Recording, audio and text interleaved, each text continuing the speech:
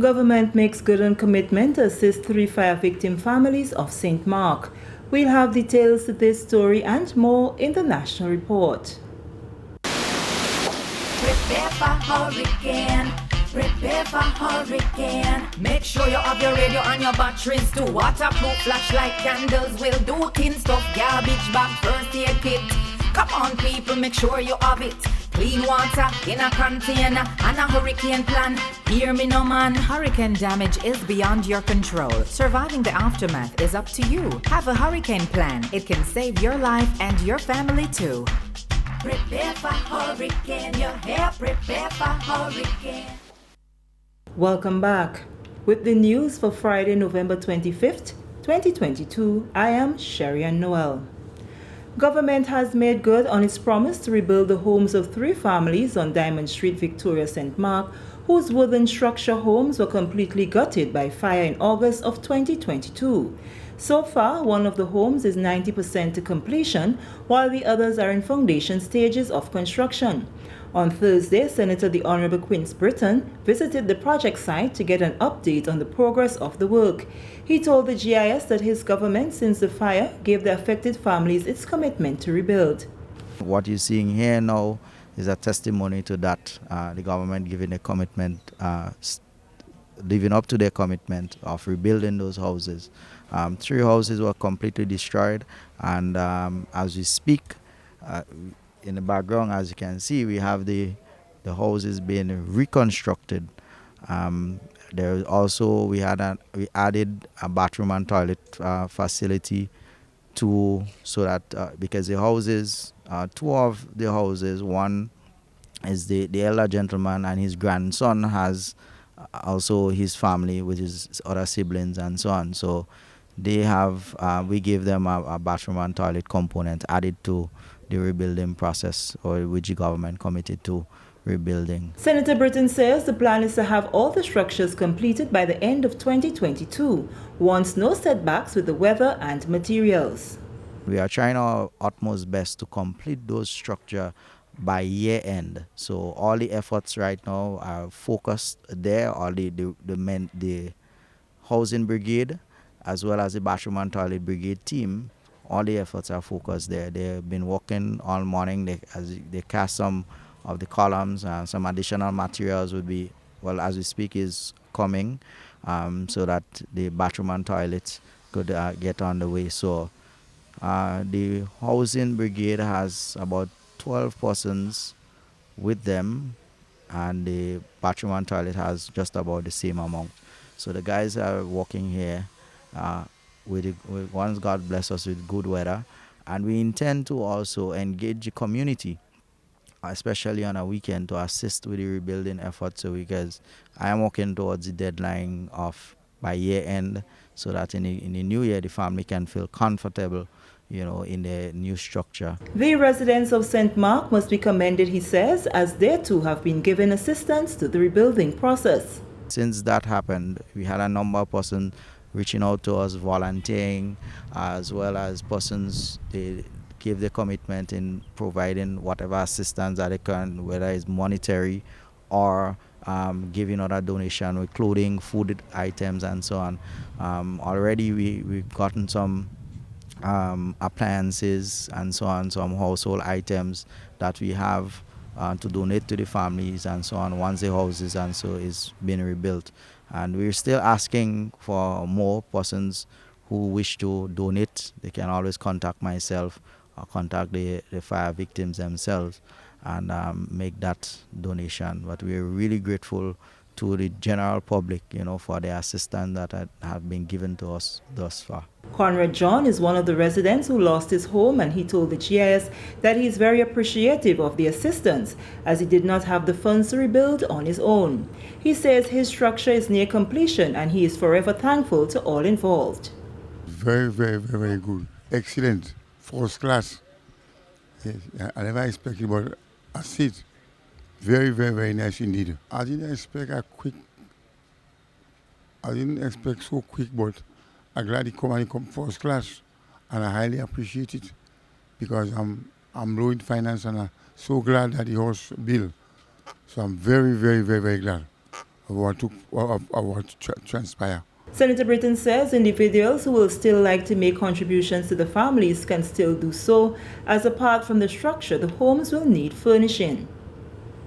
Moving along, 17 government employees are now more competent to carry out their task following training with the Center for Development and Certification. They are among 80 Grenadians who can boast of being certified supervisors, managers, entrepreneurs, and bartenders. Assistant Communications Officer June Paul has more in this report. The Center for Development and Certification Training, CDAC, on Thursday held a graduation ceremony at the Grenada Youth and Cultural Center. The graduation ceremony was held under the theme, Changing Lives and Communities Through Education and Learning. Among the 80 graduates were 17 members of staff attached to the Ministry of Youth who graduated with Management Level 3 certification approved the standards of the National Training Agency. Participants of the 2022 graduating class received the instruments of certification from the following course areas: Business Administration, Bartending, Entrepreneurship, Management Level 3, and Supervisory Management. John Gilbert, manager at CDAC, says, recognizing the need to offer higher level qualification, CDAC has recently entered into an agreement with the University of the Commonwealth, Jamaica. In our quest to develop higher learning qualification, we have entered into partnership with the University of the Commonwealth, Caribbean, Jamaica, UCC. And what I must say to you, they have been very, very supportive. But added to that, I must say, without the support of the National Training Agency, NTA, we would not have been here. So I want us to commend the National Training Agency. Featured speaker at the ceremony, Dr. Kelvin George, in extending congratulations to the graduates, implored upon them to never give in. He encouraged them to continue to educate themselves to see the desired transformation in their lives. Education can define as a force that leads to transformation. It is also defined as a process to receive information and to utilize that information in your daily life, whether it's be on your job, whether it's be in your family. Education can make the difference. It is also defined as a systematic transferring of instruction and knowledge. And it is an enlightening experience that leads to shifting an individual's paradigm and worldview. Shift your paradigm and your worldview. And individuals who are learned, their mind and the way that they gravitate and the way they perceive life generally is transformed. CDAC opened its doors to the Grenadian public in 2015 with the vision to offer higher learning to students. For the National Report, I am June Paul. Thank you, June. This is the National Report. The news will continue after the break. The Division of Culture within the Ministry of Education, Youth, Sports and Culture presents its end-of-year concert, showcasing talents from various schools and community groups. Join us at 5:30 p.m. on Wednesday, November 30th at the Grenada Trade Center to experience cultural expressions through the art of dance, music, choral speaking and so much more. Admission $5, children, adults 10. Support the future of culture at the Division of Culture's end-of-year concert, a concert showcasing the best of Grenada's emerging talents. See you there. Welcome back. As part of its continued stakeholder partnership with the Ministry of Education, Hands Across the Sea has once again made a donation of books to libraries in Grenada. We get the details in this and at more report. If you say reading is for girls or nerds, you do not understand how reading rocks my world. It lifts me, it spins me, and sends me in a twirl. Hands Across the Sea has donated more than 1,600 books, which will be distributed to 4 community libraries island-wide. Speaking at the handover ceremony on December 17th, Chief Education Officer Angela Finley thanked stakeholders for partnering with the Ministry for the Advancement of Literacy and charged recipients to value the gift. As we gather, it is my pleasure and my wish that these books would translate into that greater awareness of the power of literacy, and that all those who would benefit from this endeavor will truly show that appreciation by making optimum use of the books. Gloria Bonaparte, former Education Officer of the Ministry of Education, handed over the books to the Permanent Secretary in the Ministry of Education, Elvis Marine. Assisted by the Chief Education Officer, the books were then handed over to the librarians for use at the libraries. Executive Director of Hands Across the Sea, Amanda Sherlip, joined the event via Zoom. Over the past 12 years, Hands has donated more than 67,000 new books and reached more than 30,000 children across 140 preschools, community libraries, from preschool through secondary. We have dedicated more than 5,000 hours of on-site partnership to support sustainable library literacy programs all over this in Grenada. During this time, we've seen remarkable outcomes. These 4 community libraries represent an opportunity to not only provide resources for all children and families to access, but it also provides a space for gathering and building community and connection. Sociologists out of NYU have found that a public library is the single most important space for social infrastructure. Moraine is grateful for the support provided to strengthen libraries and notes plans for a library policy. So we now have something where we can create that space, that library space, make it more welcoming for all those who we are serving. By extension also, the ministry's focus is on looking at library, National Library. We are in discussion now to looking at a library policy. We have a draft there. There's the conversation about digitalization, of stuff. But one thing I know is that we are looking at a blended approach going forward. So it would not just be all digital, but we're looking at, because there's still a place for hard copy books. We are also endeavoring to meet with our library assistants, to have a chat with them, some of the challenges that they have, and how we proceed to go forward. Moraine says the ministry is also working on increasing internet access points at libraries and providing specific training in library services for librarians. It is said the best gift you can give is a book, because you can open it again and again and again. So with these words, I want to say thanks to Hans.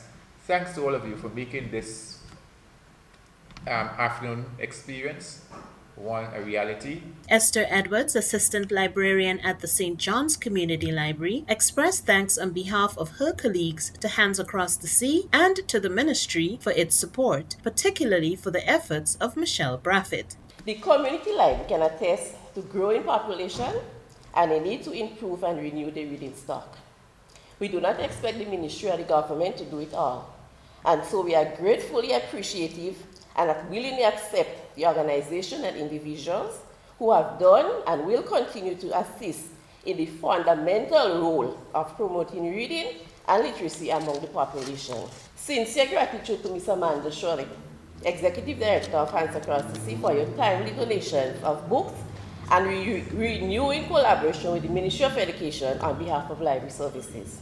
It's not your first time donating to community libraries, as you have done so through the public library many years ago. 2 students reminded those present at the ceremony of the critical importance of reading, particularly among children. Naudia Mohammed, a student of the Caliste Government School, read a poem titled I Love Reading Books, which was written by her mother, and Anglican High student Symphony Lord read a prologue from Shuri, a Black Panther novel, at the event. Shuri carefully, clandestinely shifts her feet into a fighting stance because she has a hunch about what his response will be. Well, to start, I intend to prevent a return to your beloved homeland. For herself, her life, her future, for her people, for their future. She will go out of her way. She will risk it all. Her very existence. The princess will fight for Wakanda. When I read, I see so many faces. I read books because they take me places.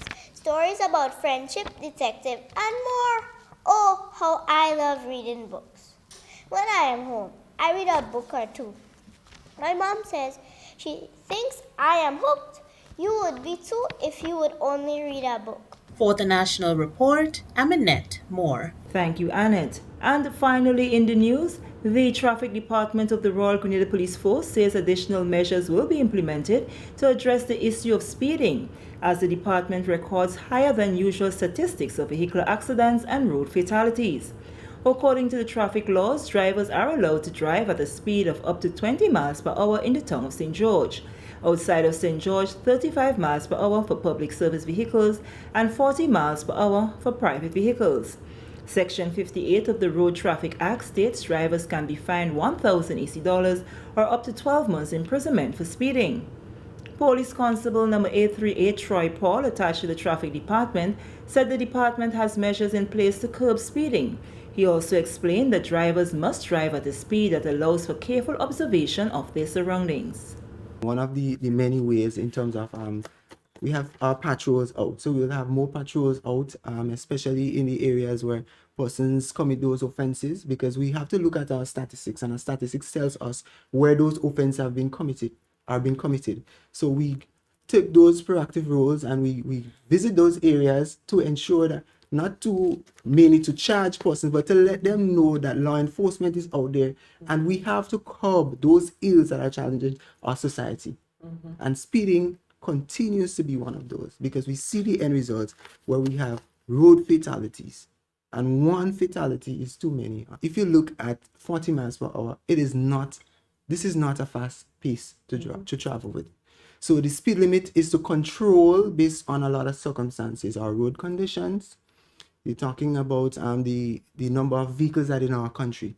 But however, we still see drivers not adhering to our speed limit signs, and not only adhering, but you have certain road conditions. Even if 40 miles, it is still too much for the road conditions, but yet still drivers still driving a manner that is not conducive for those conditions. Constable Paul reminds the public of their role in road safety, as no tolerance will be given for inconsiderate driving. According to him, road safety is everyone's safety. If you, as a passerby, a pedestrian, because once you use the road network, you become part of traffic. So you see those behaviors from drivers. Pick up your phone, call the traffic department, call 911, report, take the registration number of the vehicle, the color of the vehicle, the class, make, whatever information that you can gather, and contact us. And come in, give us a report, give us a statement, and let us deal with those persons, because we cannot tolerate those sorts of driving and behavior on our nation's road, because we know the outcome. So once we can curb it there, let us do it. If you're on a bus, the driver is driving recklessly, stop the bus, knock the bus, tell the driver to drop you, and go to the nearest police station and report the driver. And with that story, we come to the end of the National Report for Friday, November 25th, 2022. On behalf of the entire news and production team, I am Sherry Ann Noel, thanking you for viewing.